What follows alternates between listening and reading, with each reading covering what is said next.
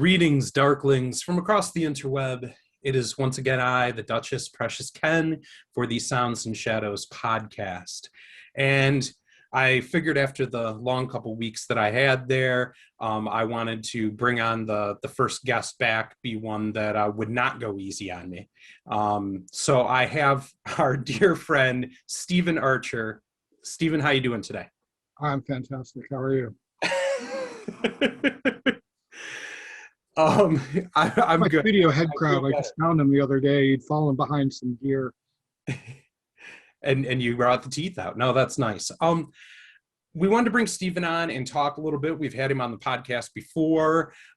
He is, of course, the member of the person of the band Stoneburner, as well as part of Ego Likeness.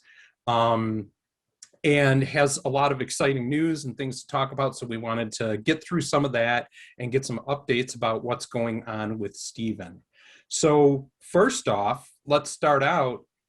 You just had a huge move that you've talked to me a little bit about. You're very excited, joining up with a new record label. Tell me about why this is exciting for you and why this record label feels special and different to you. Well, I wasn't actually going to go on a record label, and then around January, I had this kind of awful realization or awful fear that the world's going to open back up and we'll be able to go back out on tour, and I just really hate the idea of going back out and playing for the same volume of people that I've been playing with for. I've worked really hard over the past year and a half to try and come out of this with a larger fan base. Sure. Trying to I put out like just an obscene amount of crap. Yeah. And with the hope that obviously it increases all of that, for other, also just because that's what I do. But and as much as I love the labels I've been on over the years, at this point there's not a lot that they're able to offer that you can't just do on your own. Sure. I personally really hate dealing with distribution, so there's a really good reason for that. It's just to get on labels to deal with all the physical distribution. It's just annoying. I feel that. But otherwise, in general, it's very difficult to get much in the way of additional advertising, A&R, stuff like that. Do you want to real quick tell us who that label is? I was going to get to okay. it. So I saw my buddy Christian from COP, who I have worked with for COP International, who I've worked with the label for 20 years, I know, 30 years, like starting back in probably 96, something like that, just as a DJ. And I saw that they had Stabbing Westward, who are friends of mine, but then I saw that they had Azam Ali, and I thought that was really interesting because that's just a remarkable person to have on your label, like just great musician, but also to see that breadth of stuff. And watching kind of Christian off and on, I was just like, he's very enthusiastic about everything. And so I just wanted to see what their deal was. And so I dropped Christian a line, and we flirted for about a month, and we just have very, very similar ideas about how record labels should work right now. Yeah. You keep it small and focused on a few specific bands that are out there that are actually working, and actually put some A&R into it. And eventually it became very apparent that everybody in his machine, they're all my age or older, and I'll be 50 in August. And we've all been doing this for our whole careers in some form. And I think that everybody he's got, that we're all doing kind of one last run to do something that really matters with all of this. The team he has is fantastic. He's working with John Fryer, who Legend. yeah, he's a legend. I mean, he's basically a lot of what you've heard he's done at some point or worked with, like Depeche Mode, Nutreb, Nine Inch Nails. He did Dawn Razor by Fields of the Nephilim, like, which was just my junior year of high school. And so a chance to work with somebody like that, but like their press person, her main clients are like real mainstream heavy bands, like they're and he's got just ridiculous connections that with the people he's brought on board, and so and we're all kind of in the same place where it's just like we don't want to deal with any bullshit, like just, I don't know, smarmy manipulation, all that stuff. So everybody's very much about everything's on the table. We're trying to be as upfront as possible. Like one of the things I really there's no pretense to it. No, I loved it when I was first talking to him, and he gave me a rundown of what he couldn't do, and that to me always is a good sign. The people that always make me very nervous are the ones that are like, we're going to take you to the next level, or the ones that are really trying to tell you what.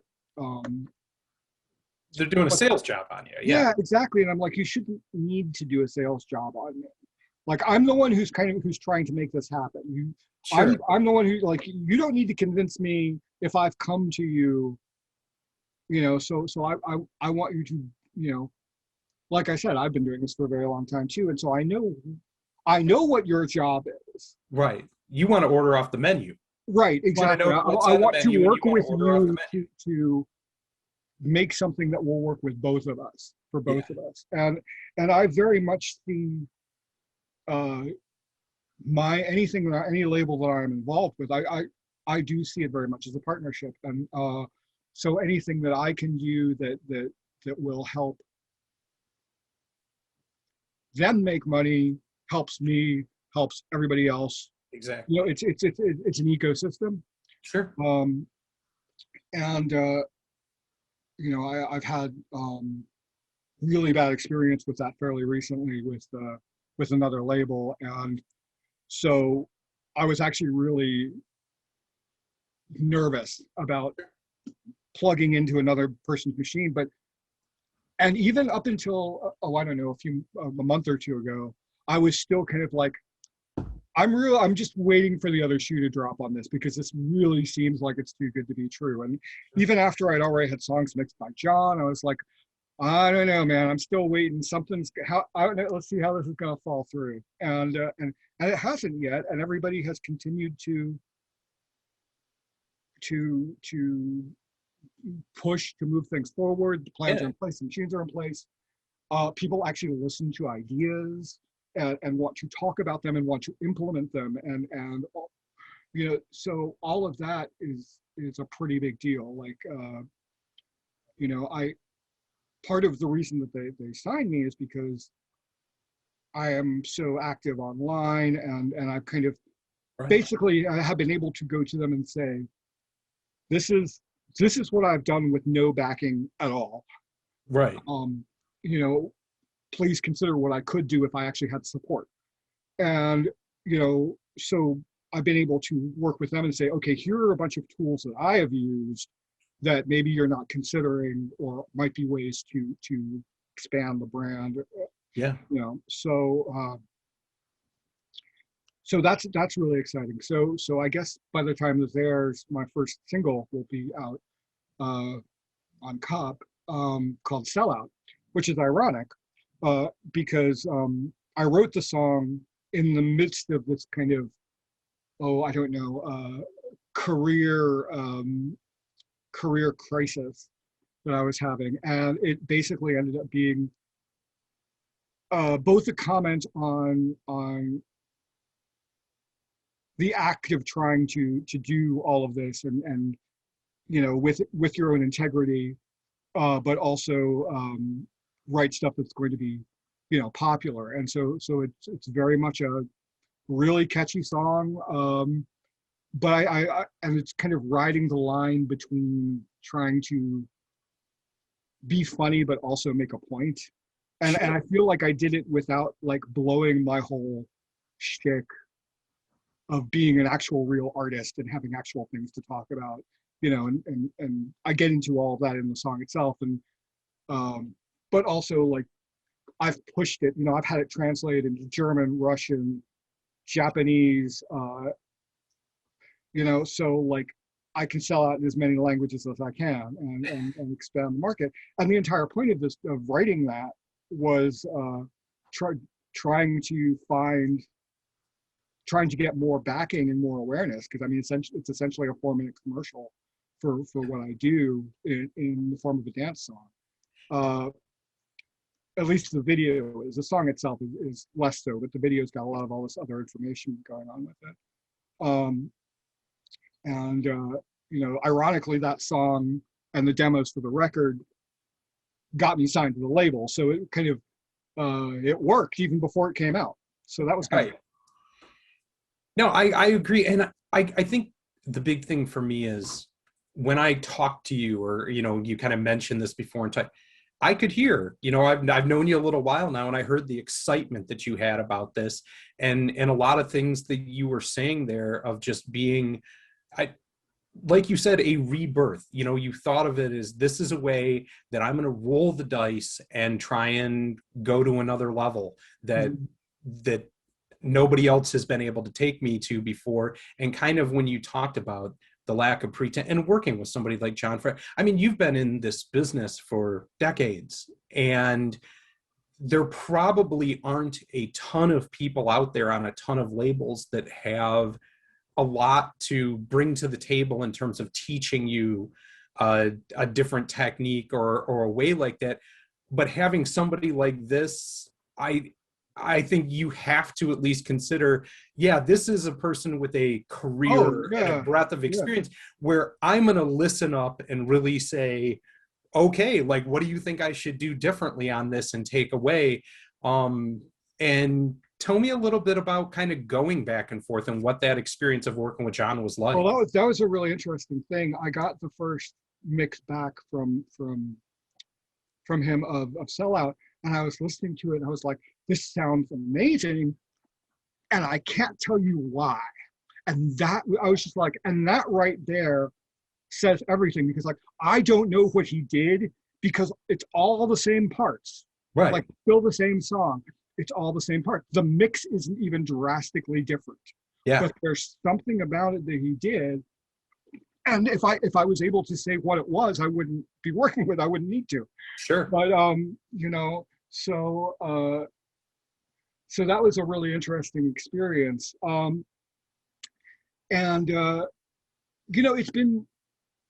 it's been good. Like he's very easy to work with. And I my goal is always to be. I never want to be that guy. Like I'm always very appreciative of any opportunity I'm given to do a thing. And so whenever those things come up, the last thing I want to do is be annoying or be the thing that like causes a problem. And so, it's been good because I was able to pretty quickly figure out a good working system of like, okay, this is how I'm setting all the files up. So, I've got like, here's everything wet, here's everything dry, here's versions of some of the tracks that are done in a very specific way. So you not only have like, they're kind of like a half and half sort of thing.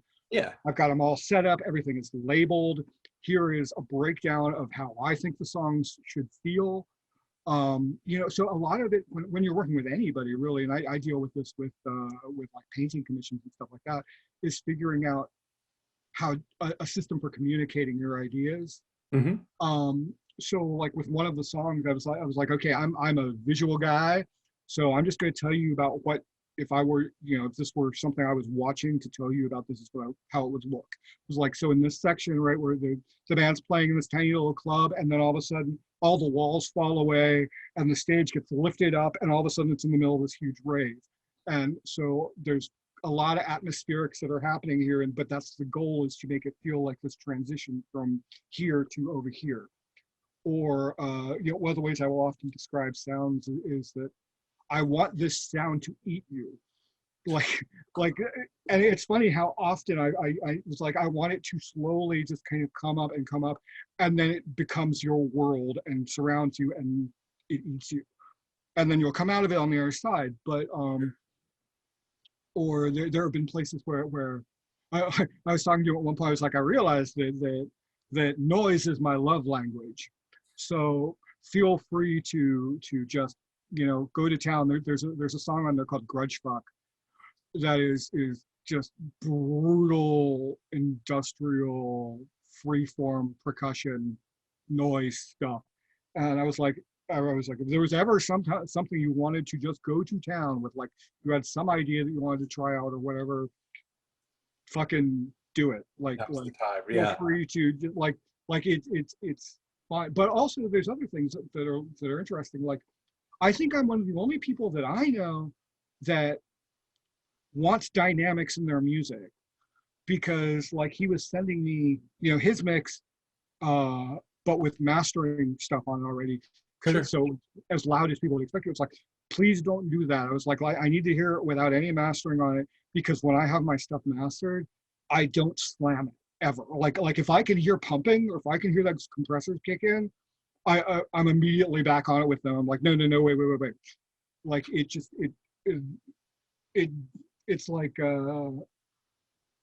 like spices, like you if I can taste the spice, it's too much. Yeah, it's got to blend in, right? Right, No, exactly. Yeah. So like I don't care if people have to turn the volume up in order to make it equally as loud as Combat Christ or whoever else. I just want, but my songs, like I'm so influenced by Pink Floyd and things like that. It's like I want the songs to be big and open, and I want all that space in there, and that doesn't happen when you just go in and crush it. yeah. So that was another one of those like just points of where we had to like communicate to figure out how to make it all work. So another thing I was going to ask you, like, I think it was really interesting on this too, when I saw this video and said it was different for you, in the sense that a lot of times when I think your videos, which are always to me so impressive that you can, but it's so DIY. You build a sculpture, an apparatus. There's a lot of that going on, and it's part of what makes it so creatively interesting is that you blend yourself as a visual artist with I love it. It's a great cost, as a video artist. So on this one though, it was a really cool concept and straightforward, and I thought it meshed with the song and the idea that kind of like this newscaster, crazy chaotic thing going on, but it wasn't a lot of props. No, I shot it in like 45 minutes in the studio. It was your facial expressions doing it. That's what was selling it, but it was still a very convincing video, and it went along with this idea of kind of selling out for this reason and tongue-in-cheek joke on it. So the thing that like stuck out to me though is from the song standpoint, for it of Mr. Kitty did some Facebook post today and was kind of talking about bagging on old school gatekeepers of goth or whatever, not wanting to have whatever goth SoundCloud rappers and stuff like that on it. And I've always been a firm believer that genre is as good as, hey, if you like this band, you might like this. If you wear black, we're on the same team. That's exactly. Like beyond that, any further discussion to me is the worst kind of wankery. Yeah, absolutely. So when I like heard this song, to me, one of the things that really did it for me is I heard your hip hop background in it. I heard you were spitting these lyrics, but it still had a very goth industrial edge to it or whatever. But it to me kind of was that blending of old school and this idea of new school SoundCloud aspects to it. Can you talk to me a little bit about kind of the song itself and how that differed from what Stoneburner has been up until now? Well, I mean, I think that one of the things that I do, I just don't, I try and use whatever makes the most sense for the song, and that was the way it worked out. Um, I so I had a bunch of stuff, and this all will relate. I had a bunch of stuff sitting around for the next album potentially at the beginning of the year, and I was going through it. I was kind of having a hard time with it because I was just like, this is all really too orchestrated and too, like, I don't know. I'm a big fan of prog rock, and it had kind of gone too far into that space. There was just so much going Sure. on, and so many just. And I was like, okay, I need to get out because the last EP mini record ever, Beauty is Terror. I think I really managed to get a lot of that kind of stuff and have it work. But I kept going further down that path, and I was like, this is not what I want to do. Yeah. And so I scrapped almost all of it, and just started writing with the intention of writing a cold wave record.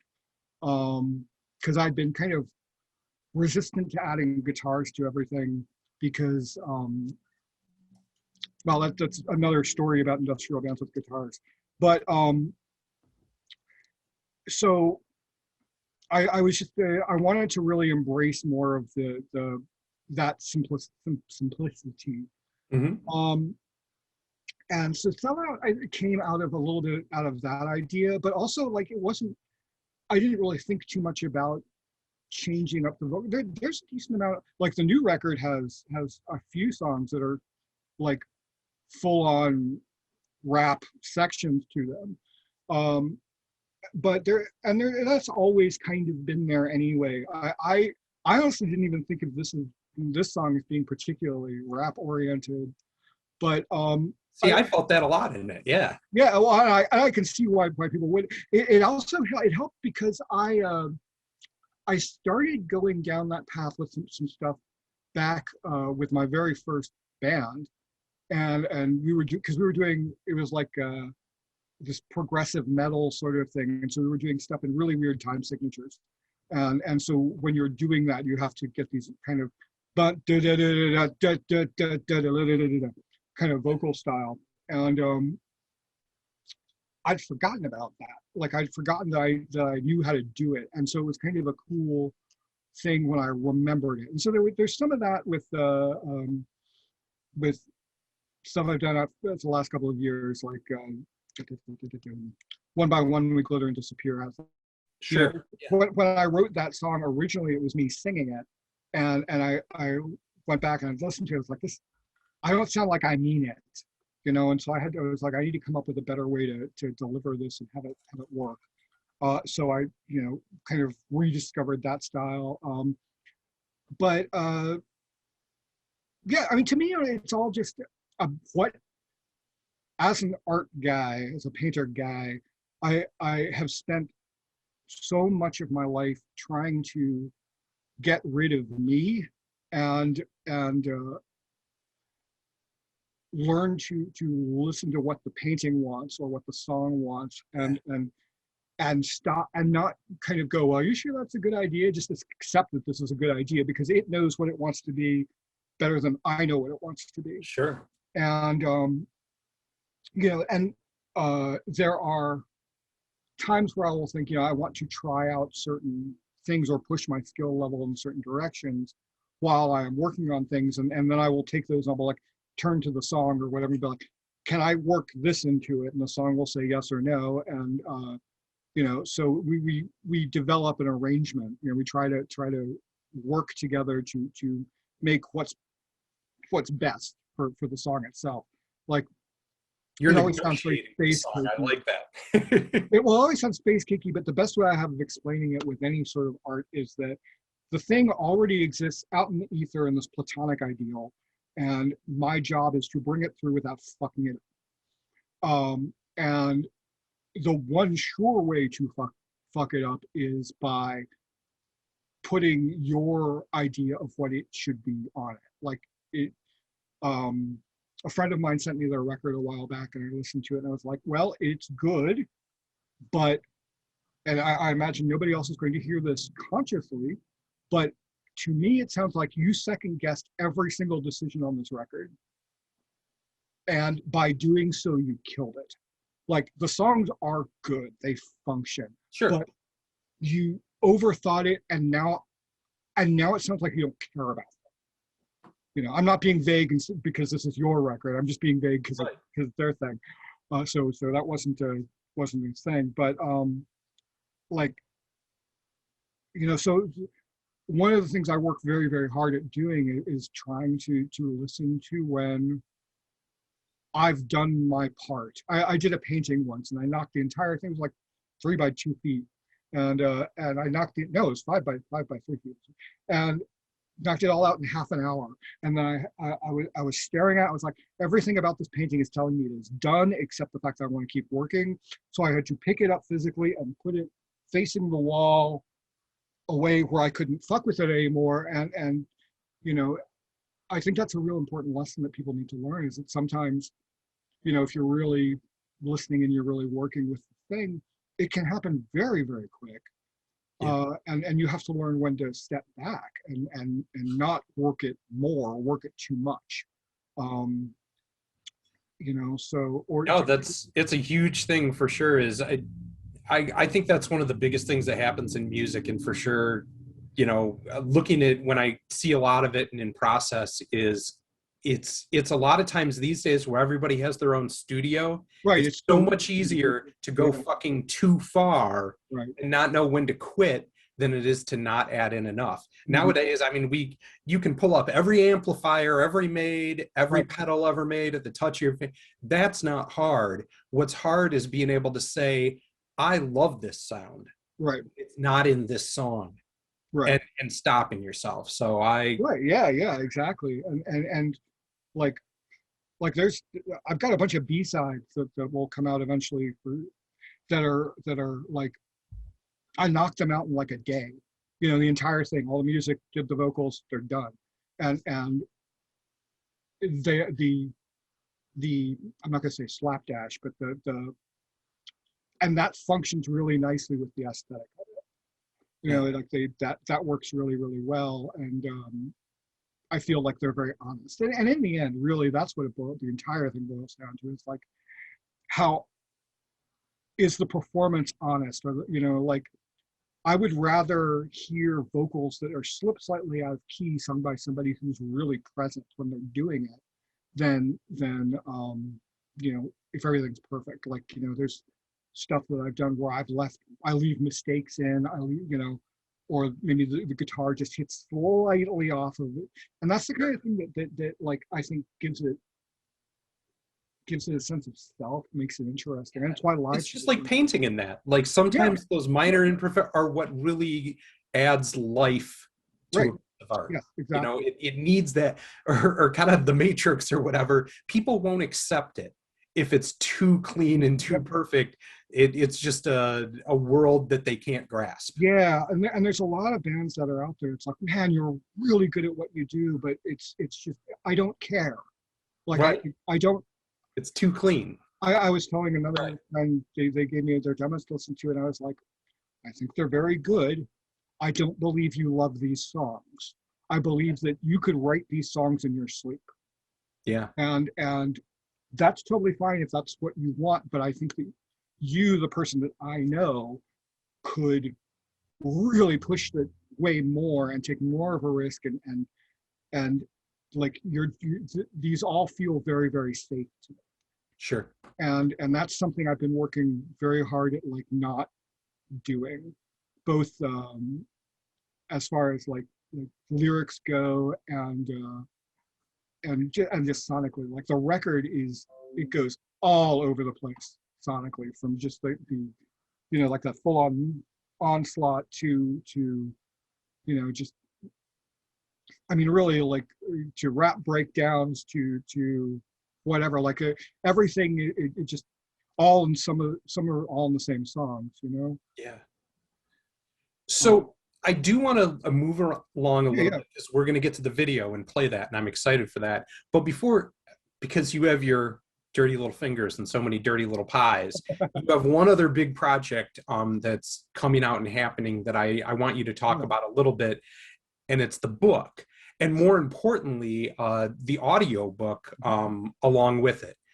Tell me a little bit about this. I have my copy. I love it, but I just think it's such another interesting aspect to the art that you're making, and I'd love to hear you kind of talk about why this was exciting for you. So the backstory of this is about 3 years ago. I listened to audiobooks all the time, and about 3 years ago, for some reason, I couldn't get away from Mask of the Red Death. Like 2 or 3 books in a row referenced it, and I was like, Mhm. and the way they did it was very interesting. Like each one was kind of slightly different, and I was like, that I need to go and look this up. So I did, and I was very intrigued by it because it's a very visual story, and it touched on a lot of things I think are very interesting. I've always been fascinated by diseases and things like that, Mhm. but I'm also very interested in kind of, I always call them island cultures, where you remove a piece of society and how it interacts inside this enclosed location. Sure. I was also very interested in the idea of the people that run around condemning others and then left to their own devices, just totally go off the rails. And you know, as COVID hit, I've had it sitting around just kind of waiting for the right time. And Yeah. when COVID hit, I got in touch with my publisher. I was like, we need to get this out now. And so, we were able to put it all together and get it out in time for it to still be relevant. And doing so was amazing because that got it nominated for a Stoker Award for excellence in a graphic novel, which is just amazing. And it's I'll be shocked if I win because some of the competition's really impressive.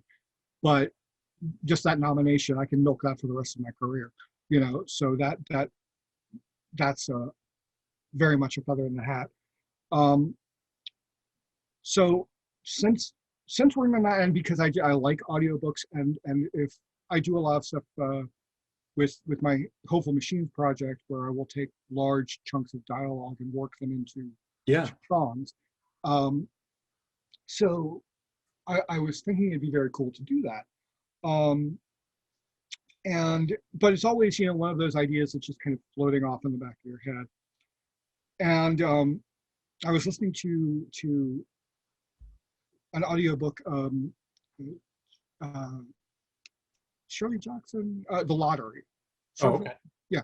And one of the people narrating it was this guy, Stefan Rudnicki. And I was like, that's the voice. That's the voice for this book. And because I had heard him do another one of my favorite books called Eon by Greg Bear years and years and years ago. And, it I pop up. heard him do Ender's Game. That was the Yeah. big one I heard that he Yeah. did. That was Yeah. There's fantastic. I mean, actually, that's if you look, from there's video online of him doing sections of it, which oh, is really? kind Oh, of cool if you're interested in the process of it. yeah. Um, because what I didn't know is like they actually had everybody in the room and they were doing it kind of in the Like a round. live read. That's cool. Yeah. So we live in the future. So I like found him on Twitter, sent him a message on Twitter, had an email back in the next day. I'd said he was like very interested in the idea and he wanted to talk about it. I gave him my phone number and just kind of said, hey, I'm not. Please don't call early in the day because I've got this problem with my sleep. So I just need to be functional. Uh, and so I'm sitting there watching TV with Donna. Phone picks up with a number I don't know, and I'm like, "Hello." And if you know his voice, it's like he's like, "Hello, Night Owl," and I'm just like, "What am I in the Justice League all of a sudden?" Um, and we talked and worked through it, and it was very easy to deal with and very easy to work with. And I've always been fascinated by I guess because it's audio stuff, but just fascinated by the process of doing audiobooks. And Yeah. so I was able to pick up kind of some of that stuff as well. Um, and yeah, a month later, I had this beautifully recorded dialogue track, monologue track, whatever. And I spent about a week week and a half writing this. I don't even know if score is the right word, but the music and atmosphere for it, and took this maybe 20 minutes of reading and stretched out to about 32 minutes, with all the audio and things like that. And I'm incredibly happy with that. Conveniently, Stefan also runs a audiobook publishing company. So they will be able to deal with the distribution and all that stuff. That's awesome. And we're doing something pretty cool with it. It's got an interview with he and I, just talking about the process of all of it. My introduction, and then John Langan, who also wrote a story called Technicolor, which is was the kind of the nail in the coffin for my interest in the story. And it's just a really, really cool. I don't want to say reinterpretation of it, because it's not a reinterpretation. It's basically a lecture on mask happening in a classroom, and then the things that kind of happen because of that lecture. So I wrote him, and he wrote up a really fascinating study about mask, and he did the intro for that. So he's going to be reading that as well. We're going to be including a digital copy of the book with it, and hopefully we are going, because I know it'll go out to all the major people who release those. Hopefully we will be able to get it more under Audible's, like their people who do the promotion. We're going to try really hard to get it under their eye directly, because it is a very unique thing. And I've sent it, you've heard it, and I've sent it to a few other people, and I feel like it's a really cool and interesting experience. I think that's the best word for it, is just an experience. There's only one other time I can think of, because I read a lot of graphic novels, and I listen to a lot of audiobooks, but rarely do you kind of see those things joined up. I know like Joe Hill did it for the Lock and Key series. Right, yeah. I really enjoyed that one, but it's very seldom. And I think one that came out just recently is really good. Yeah, I like it. But I think what was even a little bit different from yours is that's a series still that it was, I think, 10 graphic trade paperbacks, right? Yours is a very contained one trade paperback. So it's, like you said, a half-hour story that's much more like a description going on with the music to set the mood of it that you did too, and then your paintings, and just sitting there with a candle lit and a glass of wine or whatever your bag is, and just getting to really have an immersive experience.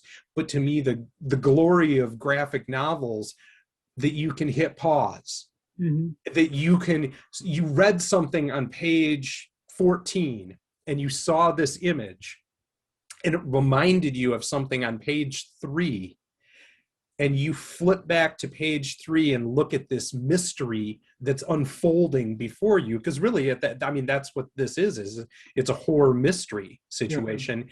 And you get to experience that mystery in kind of a CSI way of looking at the evidence and the details as it goes. And to me, like, that's what made this a unique experience with laying out for it. So yeah, I'm really excited. My visual, my graphic novel version of it, there's a lot of little Easter eggs in there, and that was part of the fun for me, because having ADHD, I'm so interested in the idea of footnotes. Like when I got into Blindsight, I loved it because I would have to stop reading it and look up a concept. And so when I did Belligerence, I was like, I loved the idea of writing a record that could have footnotes. That yes, you can just listen to it for what it is, but if you really want to get into the concepts of stuff, it's like, I want to talk about things that maybe you don't know. Like on the new record, there's a breakdown in it, and there's a line in the song about implying that you're killing somebody, and there's a line in the song that goes, let the form constant greet you. And like form constants are the physical things that cause you to see the light at the tunnel of light when you're dying. Like they're just really cool concepts. It's a really cool idea. And so my hope is with anything that I do, that you are going to walk away and want to know more about those just tiny little elements. And with Mask, like even in there's one section there they're talking about all the different rooms, and in that image there's a few references to the House of Leaves, you know. So there's always lots of little, like, you know, anytime I can do that and add to it. But doing the audiobook was really cool. Like I was talking to a friend of mine about it, and there's one section where he's describing the rooms, and my friend goes, he was like, it's really cool because it sounds like he is walking through them and talking about them at the same time. It's like, that is exactly what I was trying to do. I was like, I want it to feel like, yeah, I mean, I put little muted footsteps in the background. As he's going from room to room, I'm changing the reverb a little bit. So the space is slightly different. You know, just really trying to make it, because like there's 2 lines of dialogue in the entire thing. And so it was very easy to just build the space, but I didn't want to approach it like a radio play where it's like, there was a gunshot, pow, you know. And there are places where it's kind of like that, but it's necessary, like the clock you know, the clock rings out. And so there are places where I've done that, but even there, it was fun because I was able to take like the clock ringing out, and I've got this cool granular pitch shift as it slowly dies out and gets really weird, you know? Yeah. Or like if the character's by an open window, I've got some of the sounds that I established as the outside area coming in through that window a little bit. So just, yeah, it was a great deal of fun. I have no idea when it will come out. I need to finish up recording my introduction and a couple of other things. Yeah. And but that should all be fairly quick. And then I just don't know what their turnaround time is for it. But I mean, I'm sure it'll be out by, you know, the summer or something. Well, you have a lot of exciting things coming up that we talked about. It's been awesome going through all this and getting an update from you. And I'm really excited for kind of the future things that you've taken risks and gone all in on.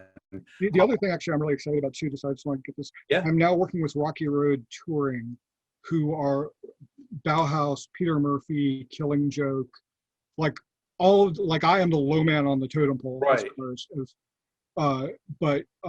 So that's really exciting too. And we're already looking at fall tour stuff, and they know my deal as far as like what I'm willing, you know, like this is what I do. So I will work my ass off for you guys.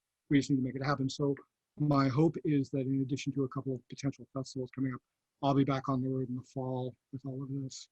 And I've got some really cool tricks for the new live show. So I'm excited about all that stuff too. That's incredible because God, I don't even want to talk about how much I'm in need of live music and going to, I think we've all been feeling that a great deal. I wanted you to set us up real quick because we're going to play the new video. But I wanted you to kind of set the scene for us a little bit on what we're going to be looking for in this video and what your setup was for it.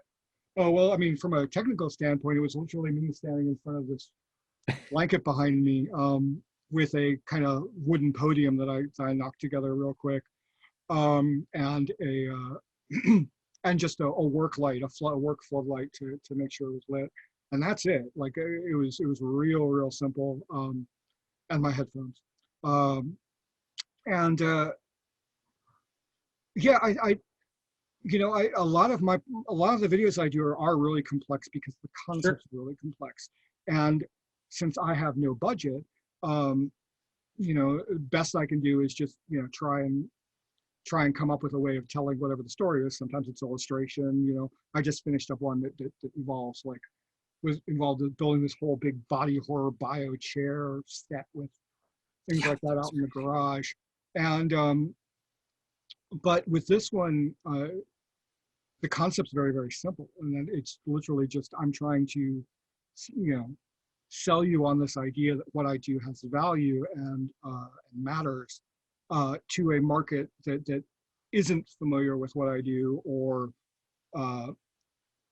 whatever. And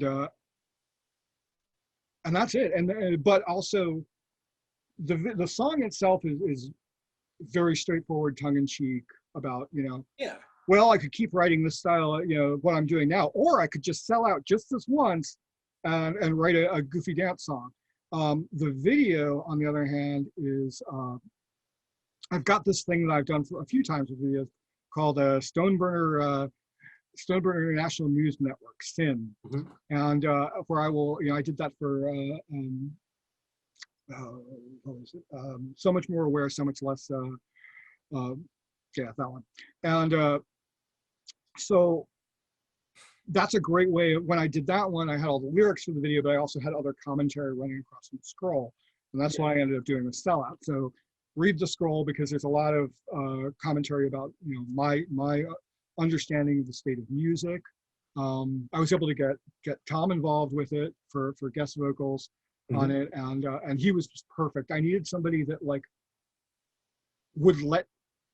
was confident enough in their careers that they could say, do something fairly goofy and it wasn't going to reflect on them too much, but also would add gravitas to this silly sort of song.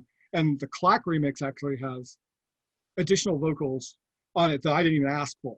So that's really funny. Yeah, something like Tom got vocals, we want some too. Yeah.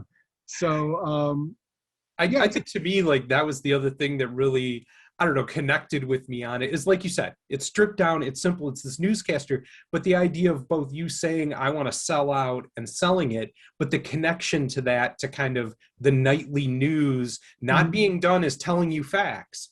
Well, yeah, selling you on something, and to me, I thought that was a really. I honestly hadn't even thought about that, but that's.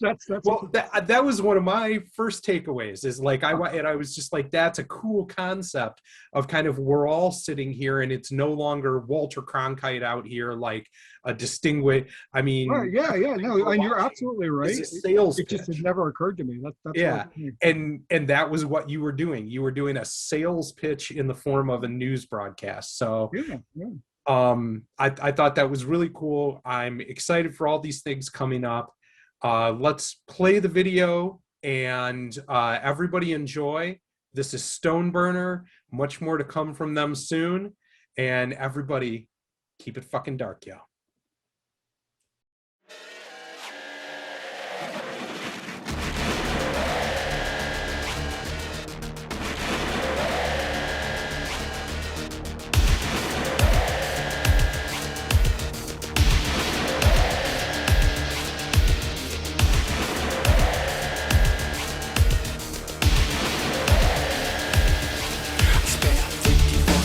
In the industrial mind, a sample of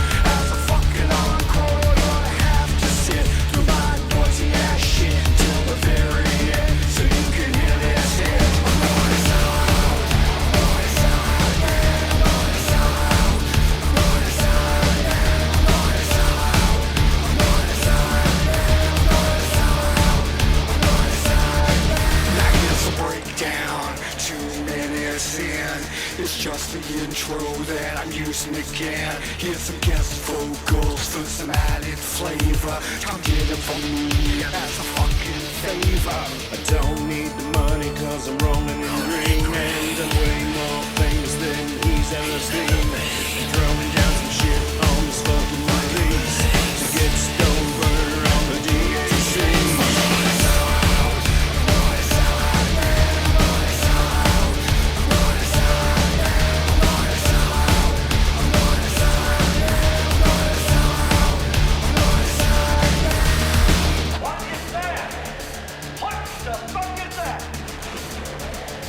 That's it, man. Game over, man. Game over. 1, 2, 3, 4.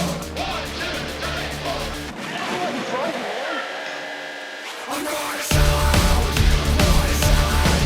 I'm gonna sell out. I'm gonna sell out. I'm gonna sell out.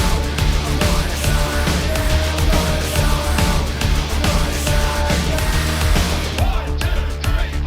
1, 2, 3, 4. 1, 2, 3, 4. 1, 2, 3, 4. 1, 2, 3, 4. 1, 2, 3, 4. 1, 2, 3, 4. 1, 2, 3, 4. You know that I was a bit of a comic book fan. But you didn't know that, did you? And I've written one lately that you might like, because it has a punky sort of feel, you know what I mean? I want a job, I want a job, I want a good job, I want a job, I want a job that pays, I want a job, I want a job, I want a real job, one that satisfies my artistic needs. Hey, you like it? It's lovely. You like it, Sid? Stupid cunt.